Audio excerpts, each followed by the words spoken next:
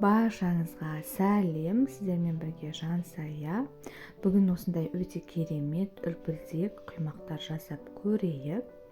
Өте дәмді, өте керемет болып шығады. Ең алдымен менің каналыма тіркеліп кетуді ұмытпаңыздар. Менде түрлі рецептер бар. Дайындау үшін біз ең алдымен ыдысымызға айранымызды құйып, және оған жарты шай қасықтай ас содасын салып, жақсылап көпіргенше араластырып аласыздар. Көпіргеннен кейін 5 минутқа қойып қоясыздар. Кейін қантымызды қосып, барлық массаны біркелкі қантымыз әбден араласқанша жақсылап тұрып араластырып аласыздар. Кейін осы массамызға електен алдын ала өткізілген ұнымызды қосып, біркелкі қою қамыр пайда болғанша араластырып аласыздар.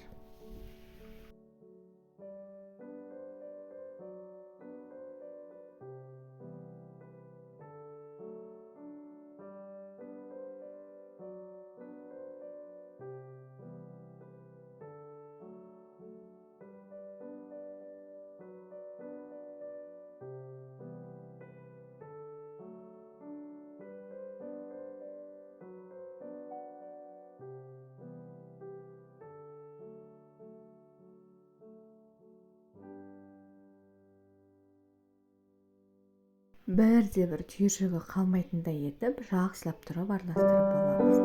Венчигімізбен қамырды алған кезде, міне осындай түспейтіндей, қамырымызда тұрып қалатындай құйылықта болуы қажет. Табамызда қызып тұрған майымызға орташа отта бүкіл қамырымызды бір ас қасықтан салып шығамыз.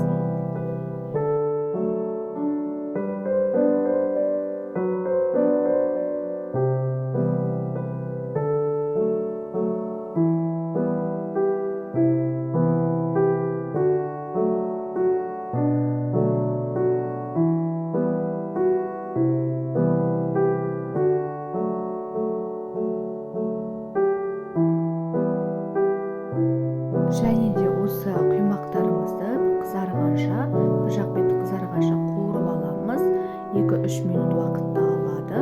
Кейін қызарғаннан кейін екінші жағына аударып, тағы да қуырасыздар. Бұл жолы қақпағын жауып қуырасыздар, ортасы пісуі үшін. Кейін піскен құймақтарымызды осылай майдан сүзіп аламыз да салфеткаларымызға тізіп қоямыз.